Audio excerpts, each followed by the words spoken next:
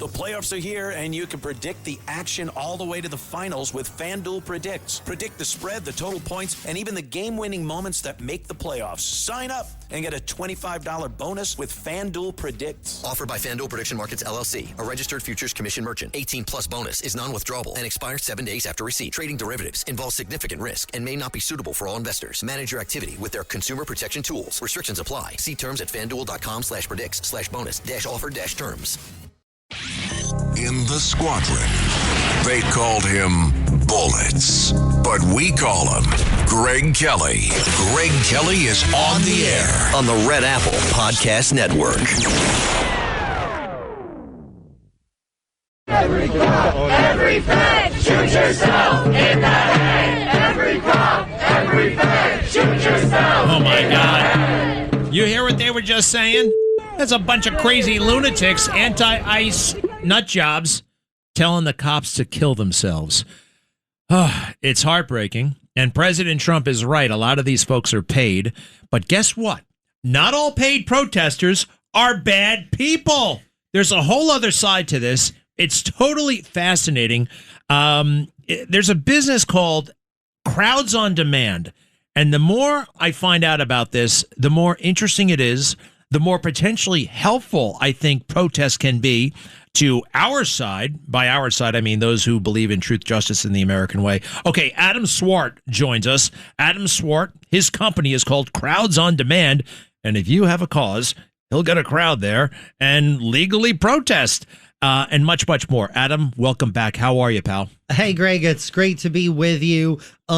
You're absolutely right. And a lot of what we do is work for what I call the silent majority. So people think that you always have a paid crowd for a minority opinion. But in fact, a lot of times we're there to actually make sure the majority common sense opinion is carried, because a lot of times common sense people, they have jobs, they have kids, they have other things. They can't be at every city council meeting, every commissioner's meeting. So we're there to actually advocate oftentimes for that common sense position that's really self-evident. So this is interesting. The moment somebody hears about, oh, those are paid protesters, I think the initial reaction is like, oh, that must be like wrong or corrupt, right? I mean, Sure. That's when you hear about Soros and dark Yes. money and all that stuff. You're telling me that's not always the case, basically. That's right, Greg. Well, a lot of times we're, at least at Crowds on Demand, and look, when I started the business, I will admit, we would just, was living in LA. You know, what we're doing is paying actors to go to events. I'll admit that, right? But we've really morphed. I mean, I've been doing this for 15 years, Greg. So now I focus on getting passionate participants to go out to rallies and to broader advocacy campaigns, generally in support of common sense causes that are where a small minority often is hijacking things against the majority. I mean, I'll give you an example of just the type of thing I'm talking about. The LA City Council was considering a ban on child sex offenders camping near schools, right? So that seems like a self-evident thing, right? I don't know anybody who would oppose it, but yet 300 radicals stormed the LA City Council chambers to oppose that idea that I think would be favored by 99%, but no one was there not very many people were there to be supportive, because most parents would assume that this is being done already. Yeah, no, that makes a lot of sense. And I guess I should revise my comments. I said, we know a lot of the left, these guys are paid, but to your point, you know, conservatives have jobs.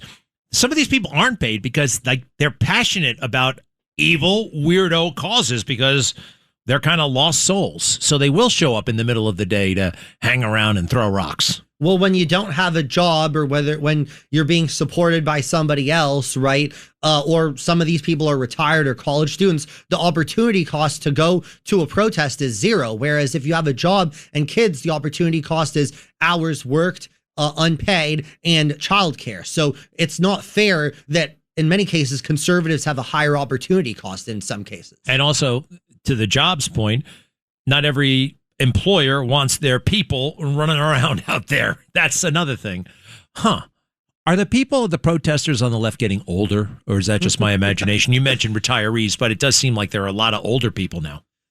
Well, correct. I mean, I think that you see a lot of retirees, especially, boomer retirees, and they have the absolute right to protest, and they should if that's what they think matters.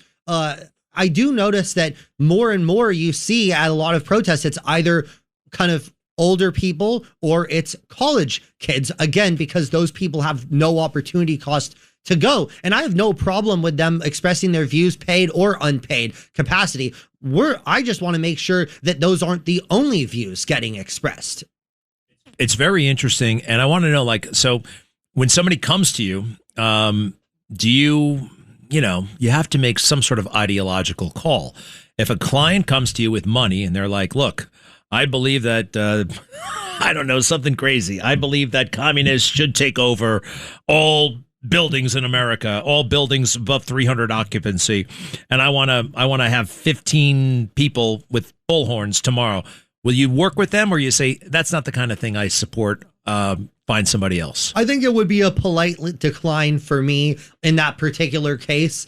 But I don't have to emphasize, though, I don't have to be 100% on board with a cause to take it. I mean, I have my own personal viewpoints, but it's not fair for me to say you have to agree with me 100%, but it has to be a cause that merits examination. And a great example of this is, about 8 or 9 years ago, the crypto people started contacting me. I don't own any crypto. I didn't own any then. I don't own any now. But I felt that they were being discriminated against by the government and by large financial institutions. And I felt, hey, they deserve to be heard. And that's still how I feel. So I don't have to be 100%, but I need to feel like, hey, this is an opinion that deserves being expressed. All right. So you make the judgment. Okay, this is an opinion that deserves being expressed. And then what do you do? And let's say I have an idea. I really don't like this one particular judge.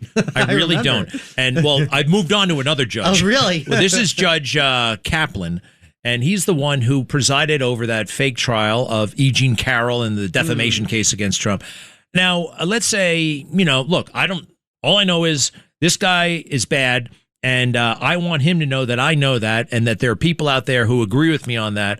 Tell me what to do next. And yeah, I mean, this is kind of something I'm thinking about. So what do we do?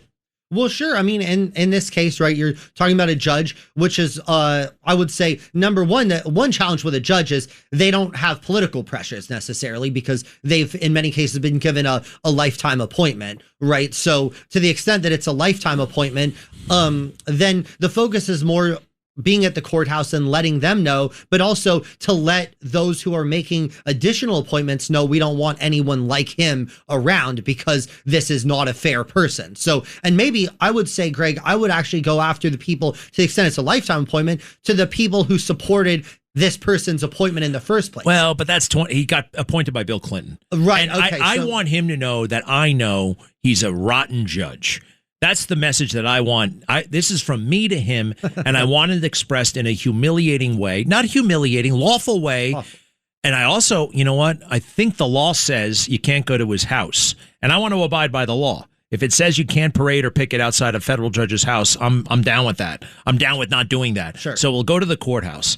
Now, tell me, what is it going to run me? How does it work now? Well, do I have to order signs? Do you order the signs? And I'll tell you, Greg, even more effective than the courthouse in some cases. Sometimes you have to find, okay, maybe they have a country club. Maybe they have this type of thing. Now we're talking. So Greg, I always try to look at asymmetric, right? So oftentimes we're working for the less powerful side on the more powerful side. But what we can do is use the First Amendment power to be asymmetric. So, if we're outside, he's a member of, let's just say, some ultra exclusive club in New York City, right? We could be outside that club with protesters. So you said humiliating. Hey, we're not putting him in any risk whatsoever, nor do we want to. We're following the law. But now every single person entering that club is going to see that, hey, there's protesters. And ideally, you have something more than you don't agree with just this decision, but maybe you have a whole list of decisions where this guy's been unjust. It's wild. When we look at TV, when we see TV and you see protests, borderline riots all the time, just throw out a percentage. How many of these people are paid? Well, a lot of them, Greg, it really depends because it's hard to say exact percentage but you have to say some people are being paid direct cash. And that's what most people think of when they think of a paid protester. But what about unions? Labor unions are infamous for this. They make you go. I know firemen, I know cops who are told whose opinions are either apolitical or more conservative, who are regularly told you have to go to this candidate or that candidate who you may or either disagree with or not even care about.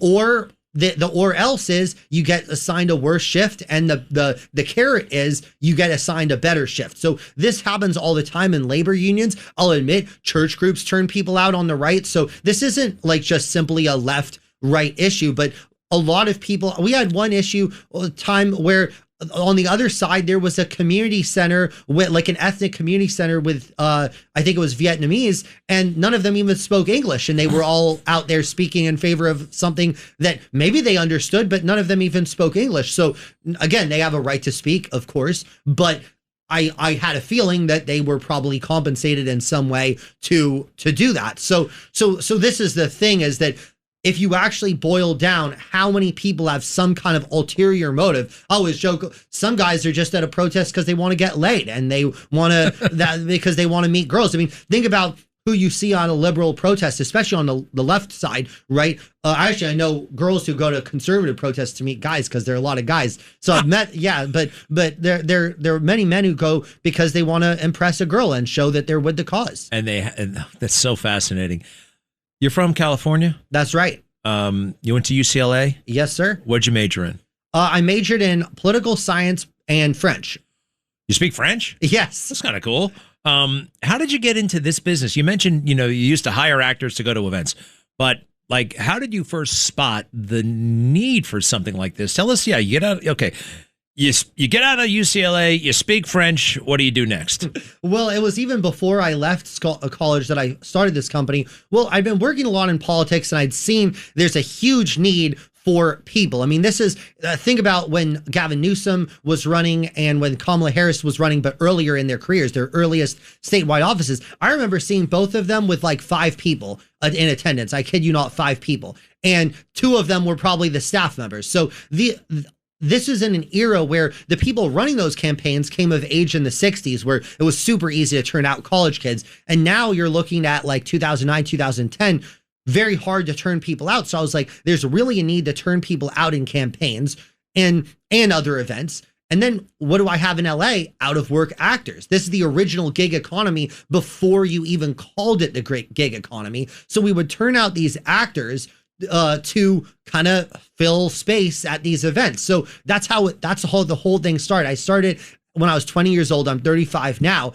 And I was like, you know what? If this works, great. If it doesn't work, whatever. So it was even before I left college that I started it. So interesting. And give us a sense. I mean, is this highly lucrative? And how many employees work at Crowds on Demand? Well, we work nationwide. We have, again, been in business for 15 years.